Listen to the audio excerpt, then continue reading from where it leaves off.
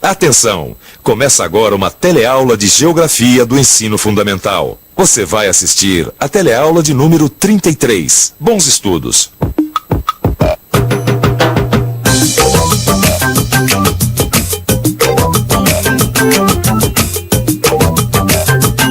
Terra do Fogo, Argentina. Depois de milhares de quilômetros, chegamos finalmente ao ponto final do rally, a Terra do Fogo no sul da Argentina. Aprendi muito com essa longa viagem pela América e percebi uma coisa muito interessante. Os países da América Latina têm muitas semelhanças entre si, também muitas diferenças. Diferenças e semelhanças. Essa é a mais pura verdade. Você sabe que eu sou muito observador e sempre fico atento aos postais que eu entrego e também aos selos. E tem horas que eu penso assim, os países latino-americanos são tão parecidos que eles poderiam se unir e formar um só país. Mas aí eu lembro das diferenças. Parece que um não se encaixa com o outro. Não dá pra fazer uma integração. Agora, será mesmo? É isso que a gente vai ver nessa teleaula. Hoje vamos estudar as tentativas de integração econômica entre países da América Latina e ver quais as diferenças e semelhanças que existem entre esses países e como elas podem facilitar ou dificultar o processo de integração. Vamos ver também que a América Latina está dividida em várias regiões. E aí, todo mundo preparado para conhecer melhor esse verdadeiro mosaico americano? Então vamos nessa que a nossa teleaula está começando. Eita ferro, minha Nossa Senhora! O que foi, Paulo? Notícias ruins, é? Ruins nada, que isso? Péssimas. Pela manchete já dá pra ver o clima, ó. Queda no nível de emprego assusta países da América Latina. Está dizendo aqui que a oferta de emprego nos países da América Latina está diminuindo cada vez mais, que no futuro vai ser pior. E que o mercado de trabalho está exigindo uma mão de obra cada vez mais especializada. E essa notícia não fala de automação, não? Ué, como não? Aqui está dizendo que já os postos de trabalho serão substituídos por robôs e computadores, diminuindo ainda mais a oferta de trabalho nas fábricas. É para ficar preocupado ou não é? É, Paulo, você tem toda a razão. O desemprego é uma das maiores preocupações do mundo e da América Latina também. E esse problema vem se agravando devido às políticas de abertura ligadas à globalização da economia. Globalização da economia. Tá aí uma coisa que eu tenho ouvido falar muito ultimamente. Não é para menos. Ela tem tudo a ver com os nossos dias. A economia mundial tem mudado rapidamente nos últimos anos. Para enfrentar a crise dos anos 70, as grandes empresas começaram a adotar novas soluções, acelerando o processo de globalização. A ideia era criar novos mercados para aumentar o comércio entre os países. E com essa globalização surgiu uma nova tendência, a criação de blocos econômicos. Essa tal da globalização da economia é fácil de entender. Graças a ela que a gente pode ver, por exemplo, um carro como este aqui, que é produzido no Japão, tem peças e componentes da Coreia e Singapura e está circulando em terras brasileiras. E essa história de blocos econômicos, como será que os países da América Latina estão se virando? Bom, primeiro a gente precisa saber que os países da América Latina estão em diferentes estágios de desenvolvimento econômico. Será que as pessoas sabem disso? Vamos ver.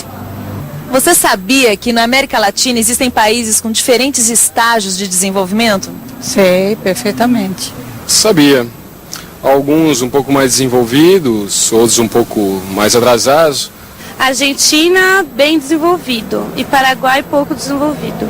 Qual que é mais desenvolvido? Brasil, do que o Paraguai.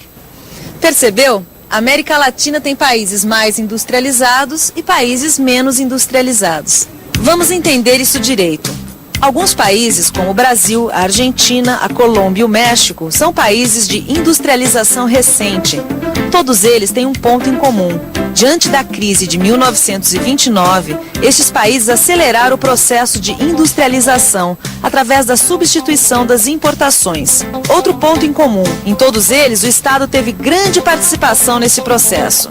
A partir dos anos 50, estes países atraíram grandes empresas multinacionais que vinham de olho na mão de obra barata e no novo e crescente mercado consumidor. A alegria acabou nos anos 70, com uma crise mundial que acertou esses países em cheio. Com o aumento de suas dívidas, eles enfrentaram na década de 80 altos índices de inflação e a estagnação econômica. Não é à toa que os anos 80 ficaram conhecidos como a década perdida. Década perdida. Nem me fale daquela época. Minha fábrica quase foi pro espaço.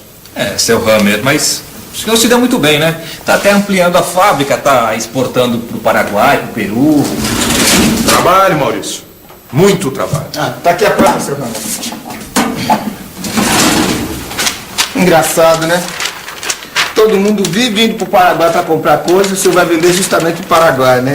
Eu nunca ouvi falar nisso. Mas fique sabendo, seu Leno, que o Paraguai é um grande comprador de produtos industrializados.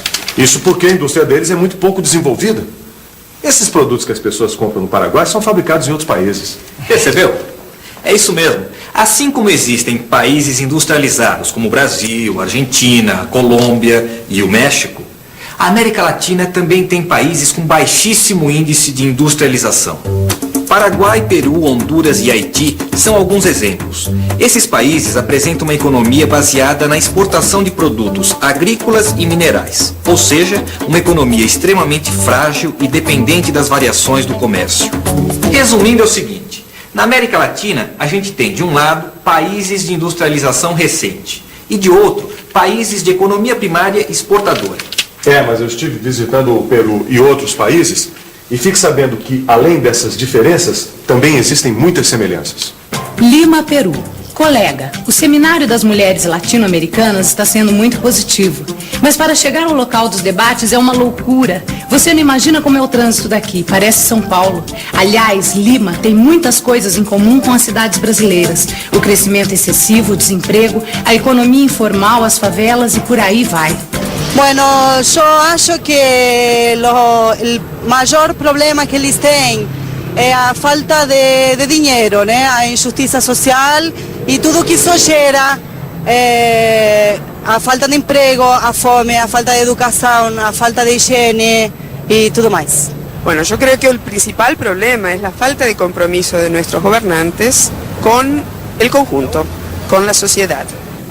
Bien, a mí me parece que la injusticia social que existe en todos los países está en todos ellos. Entonces la falta de educación, el desempleo, que me parece que es un fuertísimo en todos los países. Yo creo que pobreza, analfabetismo. Na verdade, os brasileiros, argentinos, colombianos, bolivianos, enfim, todos os latino-americanos enfrentam problemas em comum. O inchamento das cidades, que está totalmente relacionado à diminuição das condições de sobrevivência no campo, a economia informal, que é uma consequência do desemprego, o analfabetismo e a grande dívida social, que pode ser percebida nas péssimas condições da saúde pública e nas condições habitacionais. Bom, com tantos problemas em comum, será que a América Latina nunca pensou em se unir para ganhar forças e enfrentar todos esses desafios? Você já ouviu falar de alguma pessoa que tentou unificar a América Latina? Conozco, fue Simón Bolívar. Sí, Simón Bolívar. Sí, Simón Bolívar. E você, conhece Simón Bolívar? Eu conheço. Eu vi vários selos onde Simón Bolívar aparece. E não é para menos, além de participar da independência de diversos países do nosso continente, ele também propôs a união dos países latino-americanos, que tinham sido colônias espanholas. A gente sabe que isso aí não deu certo. É por isso que a América Latina é um verdadeiro mosaico, formado por um grande número de países. Na verdade, em vez de união, aconteceu quase o contrário. Os países latino-americanos sempre estiveram mais ligados com a Europa e com os Estados Unidos. Agora, você não acha isso estranho? Deixar de fazer comércio justamente com os países mais próximos, que estão ali do lado? Não seria mais vantajoso para a América Latina ter uma maior união, uma maior integração econômica? É claro que a integração econômica é vantajosa, tanto que a América Latina já vem tentando fazer isso desde as décadas de 50, 60. Em 60, por exemplo, foi criada a Associação Latino-Americana do Livre Comércio, que ficou conhecida como a LAUCA. O projeto não foi adiante, mas a ideia não foi descartada. Mas espera aí, deixa eu ver se eu estou entendendo. Com a globalização da economia, o comércio entre países ficou cada vez mais por cima, é isso? É isso. A gente diz que as barreiras comerciais estão diminuindo. Mas então por que inventaram esse negócio de bloco econômico se a ideia é a comercialização entre vários países? Boa pergunta. E você, sabe por quê? Não? Então, fique por dentro, hein?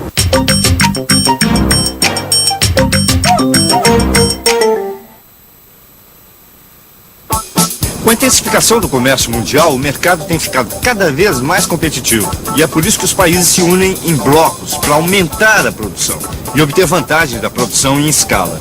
Ou seja, é para vender mais que os Estados Unidos, o Canadá e o México, por exemplo, formaram um bloco econômico. A Europa, outro. É isso mesmo, a formação de blocos econômicos é uma tendência mundial. E é claro que o Brasil e seus vizinhos sul-americanos não podiam ficar fora desta. Olha só que coisa curiosa, né? O Brasil, na hora de fazer comércio, sempre esteve mais voltado para o Atlântico. Inicialmente com a metrópole Portugal, depois com a Inglaterra, finalmente com os Estados Unidos. Ou seja, sempre ficou de costas para os seus vizinhos, né? Não mais, Neno, não mais. O Brasil tem aumentado seu comércio com os países latino-americanos. A minha empresa mesmo é exemplo disso. Os meus melhores clientes são os nossos países vizinhos. Isso é um fato. O comércio com os países latino-americanos tem aumentado. Mas é bom não esquecer que uma das características que identificam a América Latina é justamente a sua dependência da economia mundial, ou seja, do comércio com outros países, principalmente os Estados Unidos. Outra coisa que dá uma certa unidade à América Latina é a sua dívida social. Mas atenção, mesmo tendo essa unidade e essas semelhanças, a América Latina pode ser dividida em regiões. São 3 regiões que você vai conhecer agora. O que você imagina quando você vê a foto de um lugar como este aqui? Bom, muita gente bonita, passeios interessantes. Bom, imagino o verão, férias. Pessoas bonitas, locais interessantes.